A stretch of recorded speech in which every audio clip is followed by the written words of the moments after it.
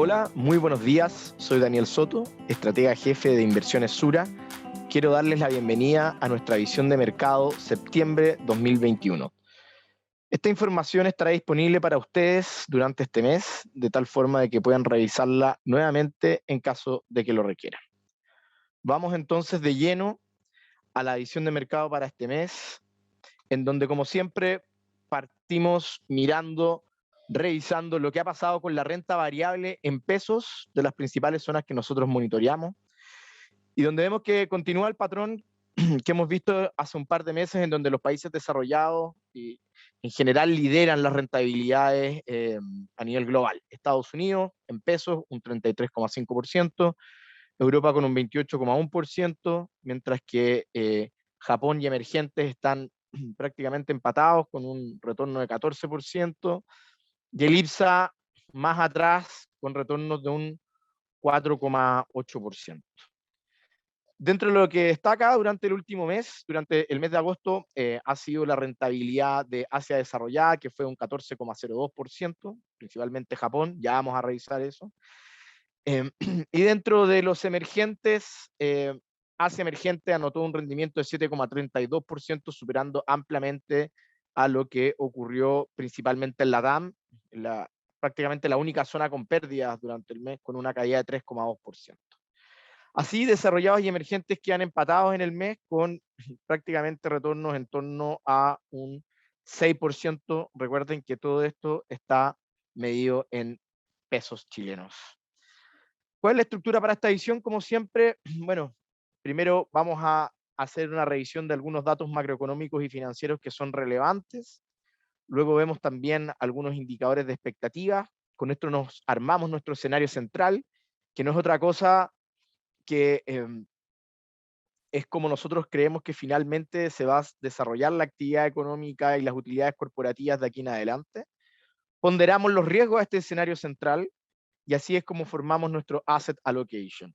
Y luego de esto hacemos un proceso de security selection, es decir, hacemos un proceso para la selección de fondos que puedan representar de mejor manera nuestro asset allocation, para terminar con las carteras recomendadas. Ese es el proceso y esa es la estructura finalmente de esta visión.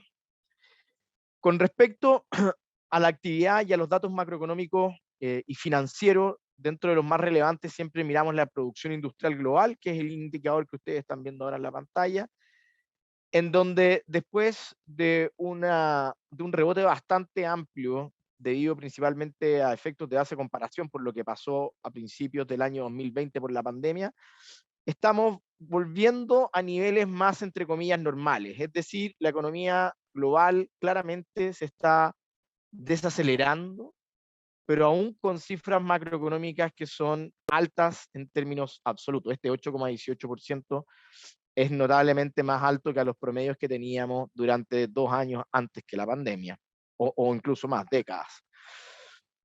Es así también como hemos visto que la confianza del consumidor global, después de casi alcanzar los niveles pre-pandemia, también ha visto una corrección a la baja, nada preocupante lógicamente, pero se ve de que hay un deterioro en la confianza del consumidor, y esto tiene que ver principalmente con lo que ha ocurrido por temas de la pandemia. Eso es lo que vamos también a profundizar un poco más adelante. Asimismo, el sentimiento corporativo global también se ha desacelerado en las últimas lecturas. Como ustedes pueden ver, el sentimiento corporativo incluso superó los niveles prepandemia. Sin embargo, al igual que lo que vimos en la producción industrial global, lo que vimos en la expectativa del consumidor, también se encuentra en este momento corrigiendo a la baja, aunque para el caso de este indicador sigue estando muy por sobre los niveles a los que estábamos acostumbrados antes de la pandemia. Las sorpresas económicas globales, otro indicador que nos está diciendo que la desaceleración es real, en donde vemos, recordemos que este indicador cada vez que sube quiere decir que las noticias macroeconómicas están saliendo mejor de lo que el consenso de analistas tenía presupuestado, y desde junio de este año hemos tenido una franca caída en este indicador, incluso llegando a terreno negativo. Esto quiere decir que más de la mitad de las noticias macroeconómicas que hemos conocido, o que están saliendo en estos momentos, que se están publicando, están finalmente decepcionando al consenso. Si se esperaba un crecimiento, por ejemplo, de 5% y sale un crecimiento de 4%, este indicador cae. ¿Ok? Y en este momento, cuando cae bajo de cero, como decía, más de la mitad de las noticias están saliendo peor de lo que esperaba. Y esta desaceleración, si bien es normal, nadie esperaba que hubiésemos tenido niveles de crecimiento equivalentes al rebote producto de la base de comparación del año 2020. Lo que hemos visto con la pandemia es que está lejos de ser controlada. Y acá tenemos dos fotos que nos hablan de lo que está pasando con la pandemia o con la situación sanitaria en general en las dos economías más importantes del mundo, en Estados Unidos y en China. Y por una parte, Estados Unidos llegó a tener un poco más de un 50% del total de su población totalmente vacunada, es decir, con las dos dosis para las vacunas que necesitan dos dosis. Sin embargo, el ritmo de vacunación se estancó porque la gente no se quiere vacunar y eso es algo que obviamente finalmente impacta en la actividad debido a que tenemos situaciones de mayor confinamiento, etcétera. Hay que recordar que en Estados Unidos 1 de cada 5 personas cree que con la vacuna le están inyectando un chip para ser controlados. Entonces, eso es algo bastante difícil de luchar porque ellos son creencias que escapan, digamos, de lo que puede hacer propiamente tal el control sanitario. No así, por ejemplo, en China, en donde tuvimos un pic de 150 casos, uno podría decir, bueno, pero eso da lo mismo en un país de 1.500 millones de personas, pero el tema es que la función de reacción que tiene China al tener una cantidad de 100, digamos, 80, qué sé yo, de casos, o que los casos estén derechamente subiendo, la autoridad de China, como le decía, actúan con una tolerancia cero. Se cierran aeropuertos, se cierran puertos, se cierran las conexiones entre ciudades, comienzan niveles de confinamiento extremo. Y eso, lógicamente, que también termina impactando la actividad y esto es algo que hemos visto en Asia emergente en general y en China en particular durante los últimos 3 meses. Hemos visto una desaceleración notable de la actividad, siendo igual en términos absolutos algo alto, pero en términos relativos, con respecto a lo que habíamos visto durante el primer trimestre, la desaceleración en China es real, y esto nosotros creemos que se ha agudizado producto de las medidas de confinamiento que ha tenido que implementar el gobierno de China. Y lo anterior claramente repercute en la movilidad, y esto obviamente tiene implicancias para la actividad económica y las utilidades corporativas. Lo que estamos viendo acá es la movilidad de Estados Unidos y podemos ver de que, aparte de que nunca se ha logrado llegar a los niveles prepandemia, que sería que la línea estuviese por sobre esa línea, la línea gráfica estuviese sobre la línea punteada, hemos visto en las últimas lecturas un deterioro en la movilidad y esto claramente tiene que ver con el brote de la nueva variante Delta. Como comentábamos, se creía que la pandemia se acababa con el tema de las vacunas, sin embargo, ha demostrado ser un tema más complicado y más desafiante para las principales economías del mundo, en particular para las democracias, en donde no se puede obligar a mucha gente a estar confinada o a ocupar mascarilla en algunos casos o a, lógicamente, vacunarse. Sin embargo, el ámbito bursátil continúa siendo positivo. Para el año 2021, para este año, se espera un crecimiento de las utilidades corporativas bastante notable, desde $21 hasta $38,8 por acción. Y se estaría notando el año 2021 el año con mayores utilidades corporativas de la historia, lo cual lógicamente sigue alimentando el buen ánimo que hemos visto en las bolsas, en particular la de Estados Unidos, que sigue rompiendo máximo. Y también esto tiene que ver con que los retornos que nos ofrecen otras alternativas de inversión, como por ejemplo la renta fija, son bastante bajas.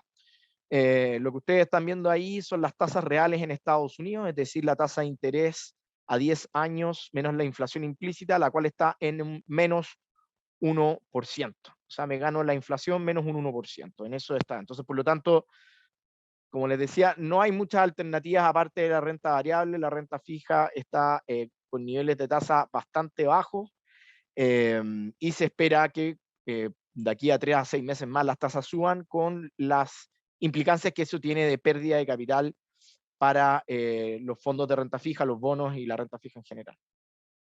Y otro indicador que nos dice que el ánimo en el mercado está notablemente positivo es el empinamiento de la curva de los bonos del Tesoro en Estados Unidos. Muy buen indicador para poder establecer si es que estamos cerca o no de una recesión. Recordemos que cuando este indicador se acerca a cero, como lo hizo el año 2019, nos estaba indicando que estábamos muy cerca de estar en una recesión. Sin embargo, lo que hemos podido ver durante el último tiempo es mayores empinamientos, como lo indica las últimas lecturas donde está la flecha ahí en el gráfico, lo que denota de que deberíamos tener una mayor dinamismo en la actividad económica y deberíamos seguir teniendo un buen ánimo en la parte de las utilidades corporativas. Por último, tuvimos reunión de la Fed y conferencia de prensa y posterior conferencia de prensa del presidente de la entidad monetaria más importante del mundo, el señor Jerome Powell, que nos dijo principalmente dos cosas. Una, de que la Reserva Federal estaría reduciendo el ritmo de inyección de liquidez al mercado, lo cual se conoce como tapering. Sin embargo, este ritmo de menor inyección de liquidez va a ser extremadamente gradual. Actualmente la Reserva Federal inyecta 120.000 millones de dólares al sistema financiero a través de la compra de instrumentos de renta fija. Recordemos que 120.000 millones de dólares es aproximadamente la mitad del PIB de Chile, aproximadamente. O sea, está inyectando la mitad del PIB de Chile todos los meses. Esto vendría a reducirse tal vez a finales de este año, a principios del próximo, pero a un ritmo muy, muy gradual. Y aparte nos dijo de que esta reducción de los estímulos no es vinculante a un aumento de la tasa de interés, que es el gráfico que está a mano derecha, en donde prácticamente nos dijeron que falta muchísimo para pensar en que la tasa de interés suba, lo cual significa de que continuaremos con este nivel de estímulo monetario por parte de la Fed, lo cual obviamente es una buena noticia para los activos de riesgo. Por lo tanto, ¿cuál es nuestro escenario central? Es que básicamente con los antecedentes, en donde vemos que hay una desaceleración, pero que los niveles absolutos de los indicadores que indican esta desaceleración continúan altos, y vemos que sigue habiendo amplio estímulo monetario y aparte vemos indicadores bursátiles que siguen siendo favorables, nuestro escenario central es que la recuperación de la actividad debería continuar durante el segundo semestre, pero a una menor velocidad de la que estábamos acostumbrados. Y esto es suficiente para sobreponderar la renta variable por sobre la renta fija, es decir, para mantener más activos riesgosos en un portafolio que bonos. ¿Cuáles son el riesgo de este escenario central de recuperación? El principal es el que está al medio, que tiene que ver con la pandemia, y es si la variante Delta, más que ser una amenaza para la recuperación, es si finalmente puede desviar el carril por el que vamos actualmente de recuperación económica. Puede frenarlo más allá de lo que actualmente se tiene contemplado. Sin duda que eso es así, y obviamente está el riesgo de que salgan otras variantes. Está la variante Mu, que es una nueva variante que parece que se descubrió en Colombia, de la cual tampoco se sabe mucho. Cualquier tipo de variante que finalmente sea más infecciosa que la variante original, y que por sobre todo, si es que llegase a tener algún tipo de resistencia a las vacunas, sería obviamente una mala noticia y nos haría cambiar nuestro escenario central. Por otra parte, tenemos el riesgo de inflación, el cual está bastante latente. Ya nadie habla de la inflación, parece que ya es de consenso que es transitoria. Sin embargo, una inflación que se mantenga alta durante mucho tiempo en Estados Unidos puede obligar a la Fed a subir las tasas de interés y por lo tanto enfriar el proceso o enfriar la actividad económica. Y por otra parte, el riesgo geopolítico más grande en este momento sigue siendo la relación entre China y Estados Unidos, en el cual todavía no se sabe muy bien cuál va a ser el modus operandi de Biden con sus pares en Beijing. Con respecto al posicionamiento, entonces, estamos largos en renta variable, en donde lo que más nos gusta son los países desarrollados. Ahí tenemos un cambio en el portafolio, en donde pasamos a Asia emergente, lo pasamos a neutral, y subimos Asia desarrollada, que es principalmente Japón.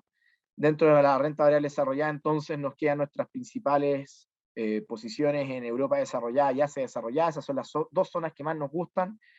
En la renta variable emergente estamos neutrales en Asia, neutrales en Latinoamérica y cortos en Europa emergente.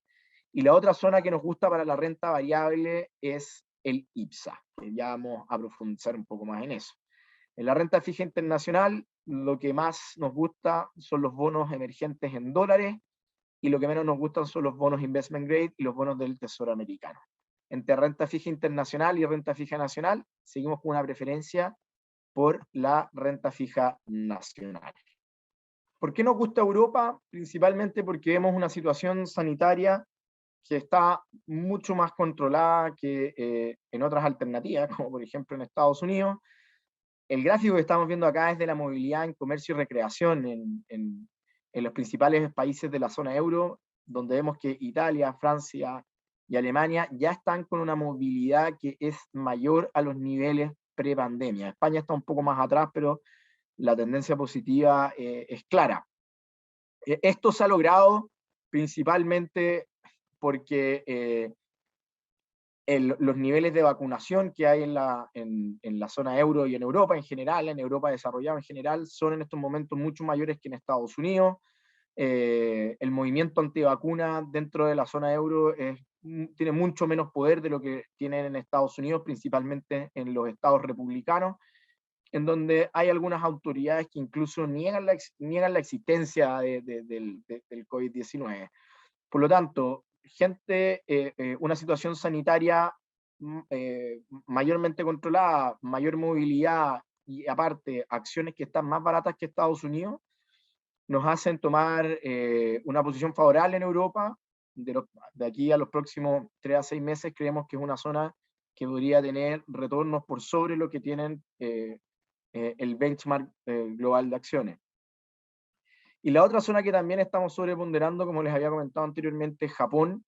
En Japón el proceso de vacunación empezó alrededor de junio, y prácticamente en 3 meses ya tienen a la mitad de la población totalmente vacunada, con un ritmo que es envidiable para varios países desarrollados. Recordemos que Japón empezó mucho más tarde el proceso de vacunación porque la legislación requiere que las vacunas se testen con ciudadanos japoneses. No sirve un estudio de Estados Unidos, un estudio de Rusia, un estudio de China, no sirve eso para los japoneses, tiene que hacerse en Japón. Por lo tanto, se demoraron muchísimo más en comenzar el proceso de vacunación, pero sin embargo en este momento esto va de viento en popa, la vacunación, y esto obviamente ha ayudado a generar que los indicadores de confianza, tanto índices de confianza del consumidor como el empresariado, estén aumentando de forma significativa. Deberíamos tener, todavía la movilidad no vuelve a Japón, pero esto debería ocurrir en el corto plazo con la consiguiente recuperación de utilidades corporativas y retornos que nosotros estimamos que van a ser también mejor que el benchmark global de acciones. Con respecto al panorama local, el último IMASEC, 18%, más alto de lo esperado. La tasa de desempleo en Chile cae hasta un poco más abajo, 9%. Y el tema de la recuperación ya no es un problema. Eso ya, el IMASEC ya nos demostró que estamos produciendo más que lo que se producía antes del 18 de octubre. Antes del estallido social. Es decir, recuperamos todo lo que perdimos durante la pandemia y lo que perdimos durante el estallido social. Es decir, la recuperación no es un problema. El problema ahora es el sobrecalentamiento de la economía. ¿Qué es un sobrecalentamiento? Significa que la inflación se nos pueda disparar, y eso finalmente motiva al Banco Central a subir las tasas de interés mucho más de lo que mucho más, digamos, de lo que la economía o de lo que la actividad está preparada para aceptar, con el consiguiente enfriamiento de la actividad económica. ¿Okay? Ese es el efecto indeseado de subir las tasas para poder controlar la inflación. Y actualmente la inflación está un poco más abajo, un 5%, sin embargo las expectativas inflacionarias están en máximos de décadas, y todo esto se debe en gran parte a lo que ha pasado con el consumo privado en Chile, que está prácticamente desatado. Las cifras que ustedes ven ahí en el gráfico de la derecha, que es más de un 30% de consumo privado, seguramente vamos a ver un retroceso en esta cifra para el trimestre que está en estudio ahora, pero sin embargo siguen siendo cifras tremendamente altas, las que se pueden ver en ventas de comercio, ventas retail, etcétera, etcétera. Y esto se ve en gran parte a los retiros de las AFP y a las ayudas que ha hecho el Estado durante este año, las cuales han sido bastante más amplias que las que se hicieron en el 2020, que era el año que realmente se necesitaba. Y así, con estos gráficos en mano, el Banco Central nos mostró el último IPOM, el informe de política monetaria, que es la carta de navegación del Banco Central. A través de este informe, ellos nos dicen para dónde ellos creen que va la situación macroeconómica en Chile, y de acuerdo a eso, cómo ellos creen que van a actuar según esta carta de navegación que nos están mostrando. Y dentro de los rescatables hay 5 puntos que creo que son los claves. Punto número 1, ya lo comentamos, el riesgo de sobrecalentamiento, es real. Se espera una inflación de 5,7% para el 2021, inflaciones que no se veían en décadas en Chile. Segundo, frente a este escenario, nos dijo que iba a tener que subir las tasas a un ritmo considerablemente más alto que el que se venían subiendo, por eso subió la tasa a 75 puntos base, y estaría llegando la tasa a 3,5 el primer semestre del 2022, algo que los agentes de mercado creían que iban a estar aproximadamente el 2023. Nos dice que el mayor riesgo para la economía local es en el corto plazo del cuarto retiro, y que ellos ya no cuentan con las herramientas para poder subsanar los efectos de los retiros en los activos locales. Y aparte nos dicen, la subida de tasas, la inflación, y donde está actualmente el tipo de cambio, cerca de 790, son en gran medida producto de los retiros que se han hecho de las AFP, y nosotros como Banco Central tenemos el mandato de controlar la inflación, pero no tenemos el mandato de controlar el mercado de tasas de interés, es decir, el mercado de bonos. El Banco Central de Chile no sale a comprar bonos corporativos como sí lo hace, por ejemplo, el Banco Central de Estados Unidos, de Europa, de Japón, etcétera. Acá no se hace eso para salir a controlar el mercado de tasas de interés. Ni tampoco tenemos el poder para bajar el tipo de cambio, lo cual obviamente nos deja en una posición bastante poco cómoda con respecto al resto del mundo para todos los que compramos bienes importados, lógicamente. Entonces eso es lo que nos dice el Banco Central. Ojo acá, ya el tema no es recuperación, el tema es sobrecalentamiento. Y es así como las tasas de interés subieron en el mercado. Los BCU, esta es toda la curva de los bonos del Banco Central en UF, y ustedes pueden ver que son subidas de 63 puntos base, 61 puntos base, 56 puntos base para la parte más larga, y todo esto se traduce en pérdida de capital en los bonos y obviamente en todos los fondos mutuos que tienen bonos. ¿Okay? Y esta situación, producto de lo que nos dijo el IPOM y producto también de las discusiones sobre el cuarto retiro, el cual al parecer estaría cerca de aprobarse en la Cámara de Diputados, obviamente continuará generando volatilidad en las tasas de interés. Por lo tanto, nosotros seguimos con una duración media baja, es decir, entre 2 y 3 años, en donde el fondo Sura Renta Local UF es el que se ajusta a esta recomendación. ¿Y por qué el Sura Renta Local UF? Porque queremos también tener alta concentración de papeles en UF en las carteras de los clientes, para obviamente aprovechar este escenario inflacionario que nos comentó el Banco Central. Acá nuevamente les muestro este gráfico de la inflación, y donde el punto rojo es a donde la inflación debería llegar de aquí a fin de año, en torno a 5,7%. Y con respecto a las acciones locales, seguimos teniendo una visión positiva, principalmente por lo castigado que está la bolsa local. Es una de las bolsas en donde se espera una de las mayores ganancias por dividendos del mundo.